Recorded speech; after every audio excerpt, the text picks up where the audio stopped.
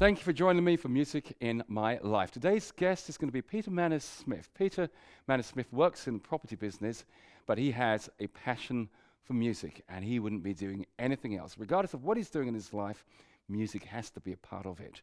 So, stick around and wait for his story.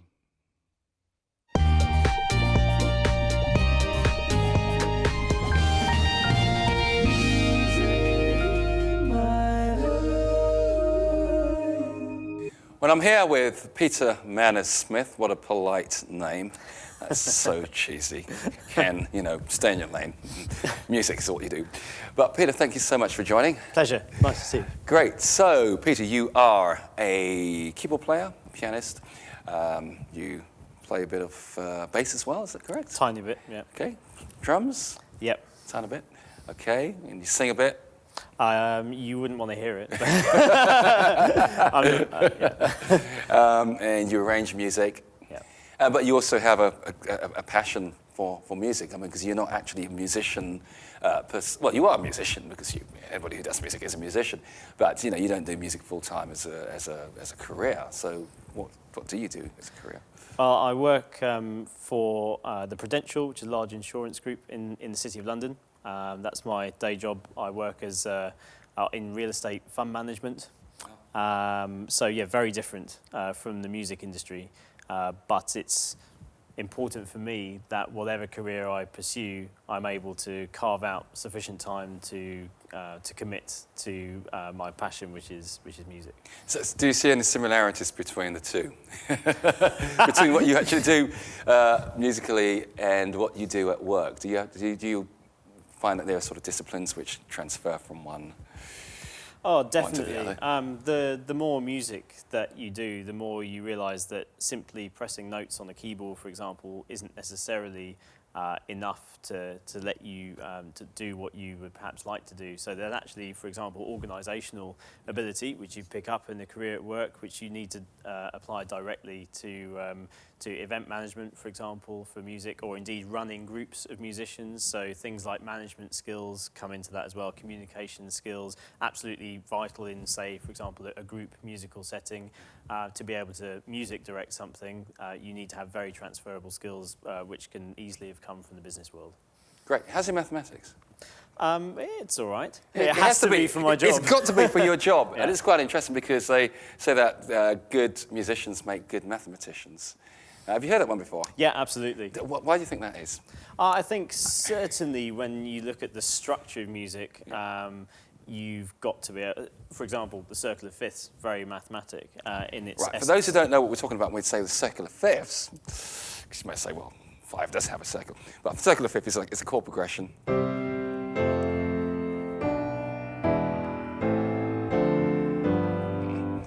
Let me do it in the song.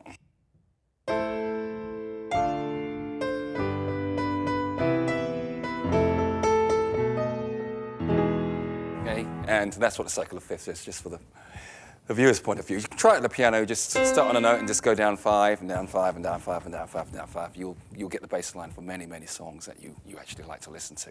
And you can impress your mates next time and say, oh, I know what that is. That's a circle of fifths. Okay, so great. Absolutely. Yeah. And a 2-5-1 chord progression, for example, probably the most prominent sound, if you like, in Western music. So again, 2-5-1 sounds like this. Yeah, absolutely. There's an inherent mathematical base to a lot of this, and that's before you even start looking at, for example, written music, where an acknowledgement of subdivisions of the bar, for example, which is quite mathematical in itself, is very important for that. As a drummer, there's a lot of understanding that you need of subdivisions to be able to do that. So if you were to replace certain things with triplets that might otherwise have been standard crotchets, for example, there's an understanding of maths that goes in there as well. So I would say I don't think maths when I play music, but if I sit back and look at maths and music, sure, there's certainly some similarities. Wow, okay, well we just had a maths and music lesson all in one. Great, thank you very much.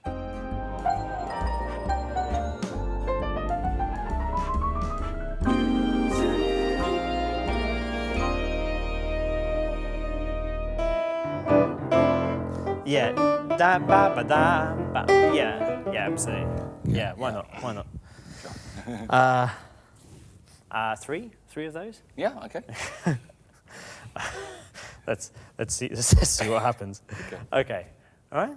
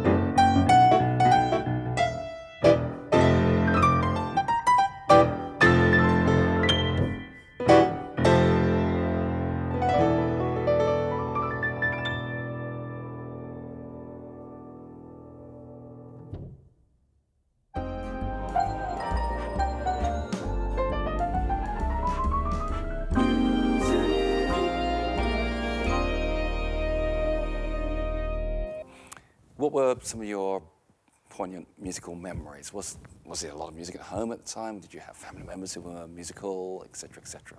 Let's talk a little bit about that.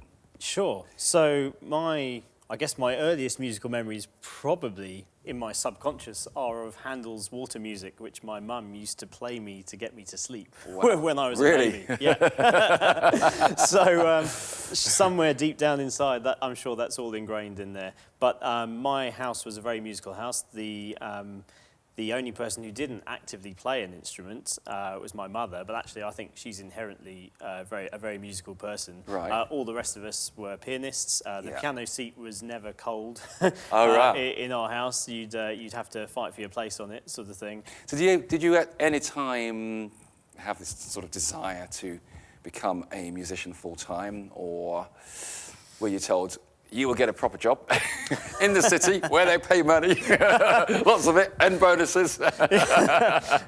Yeah. I have to admit, when I was at the age when you'd have to think about becoming a professional musician, music was a really inherent part of my life. But if I looked around me, it's possible that there were other people out there who were, spectacular, and I was okay.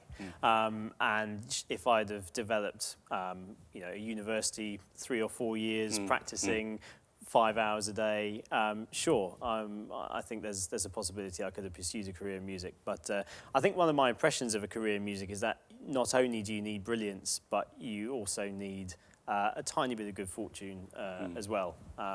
And perhaps a job which regularly put bread and water on the table, sort of thing, for a family might have been a more stable option for me. But I have to say, I would never take a job now that didn't allow me to keep playing music. Right. So it's very much a case of you know, I'll do music, but I can do it in my spare time. So I can, with my band that I play in a small jazz band, we can take the gigs that we want to take, rather than having to take the next gig, because that's what puts food on the table for my family.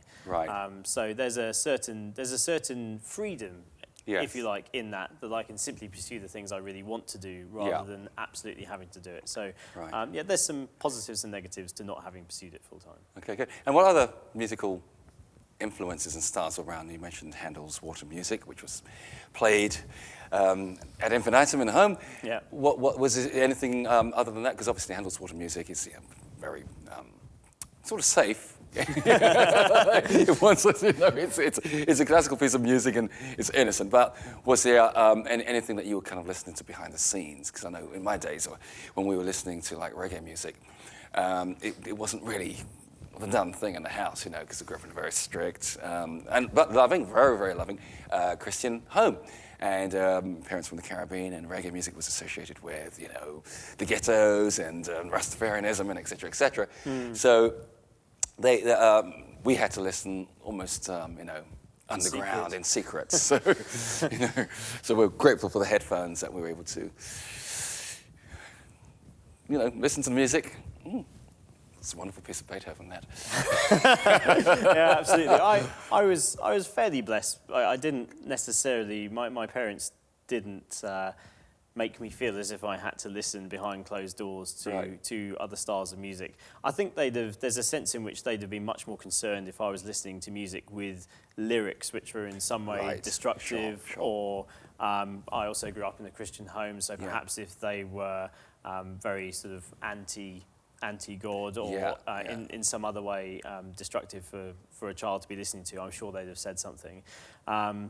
Which is interesting because one of my loves is jazz. Yes. And that, for a lot of rather traditional Christian homes, is a style of music which, again, could be associated with, you know, perhaps some behaviours which you wouldn't normally find within the Christian community. But I think that's quite a historic view now. Right. If we sort of go back maybe 50 years, I think there's a lot more validity to those sort of claims. Whereas these days, if you walk into Ronnie Scott's jazz club in London, which is probably one of the most famous in the world, you can't even smoke in there, for example. Right, sure, okay. So they're much more civilized places than, if you like, than they used to be. Great, But, so okay. Well, jazz look, was we're going to talk a little bit more about that, but we're just going to hear a song now, so.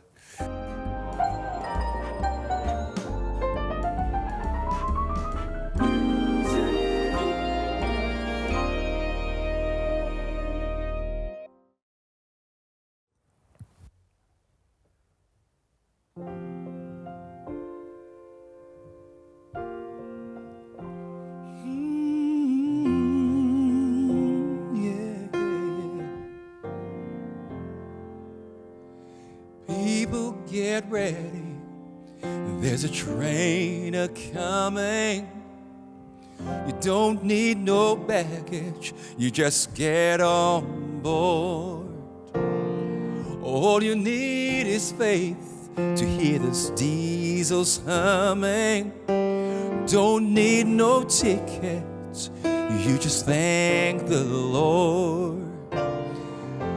People get ready, there's a train to Jordan, picking up passengers from coast to coast. Faith is a key, open up the doors and board them. There's room and hope for those who loved the most. There ain't no room for the hopeless sinner who has hurt all mankind just to save his own. Pity all those whose chances grow thinner. There ain't no hiding place against the kingdom's throne. So people get ready, there's a train a-coming. Don't need no baggage, you just get on board. All you need is faith to hear the diesels humming. Don't need no ticket, you just thank the Lord. You just thank the Lord. You just thank the Lord.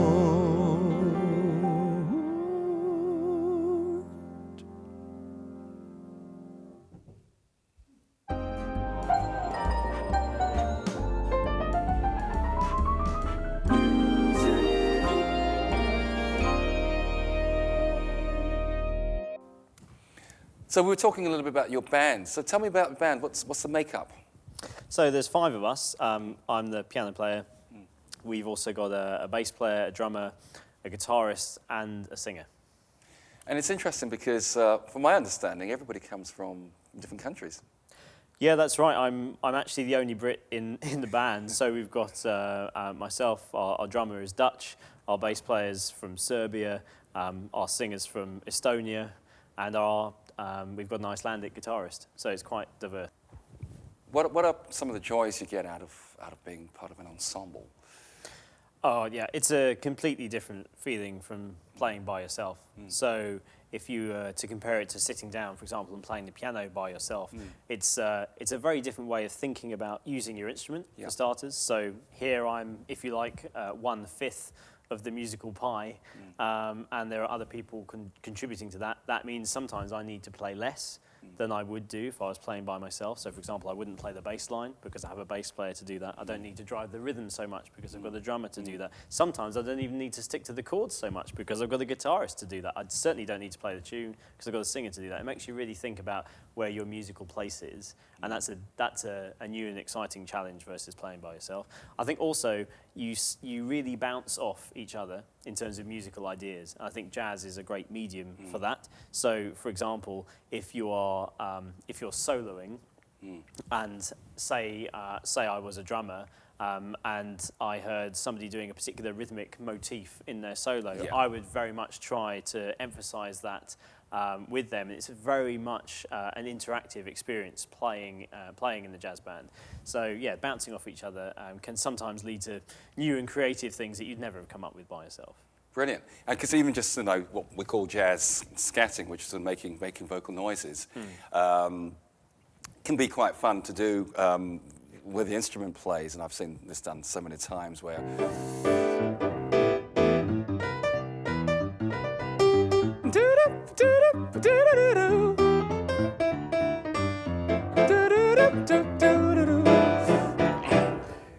yeah, and you need to listen and respond to really what's going on. Absolutely. It's a part of it, and I think that's just unifying, bringing you all together.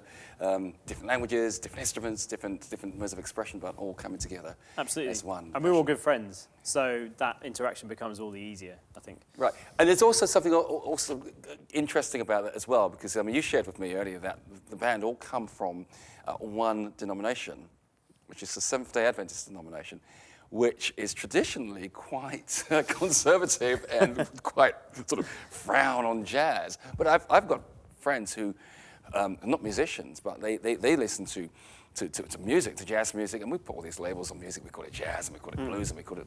But they hear it as music, and they said it's quite a spiritual feeling for them. It connected them to the divine. So, what's your take on that? Do you sort of feel guilty? Because your drummer's a pastor. You're right, he is. So, it's not your typical church band, that's for sure.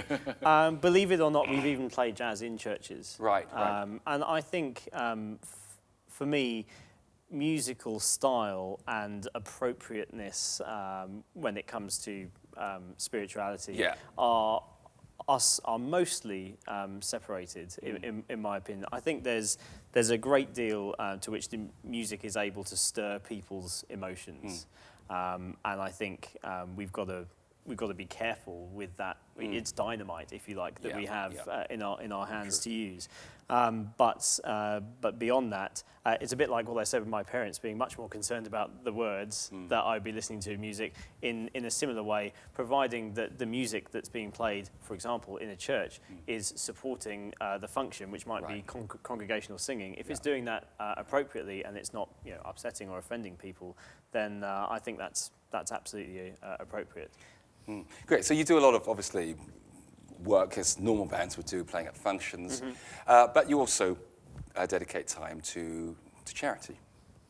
Yeah, we do. So we've played at numerous charity concerts.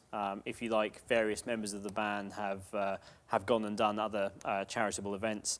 So, for example, in a church near Bracknell, which I belong to, we put on a large charity concert every year with 150 or so performers.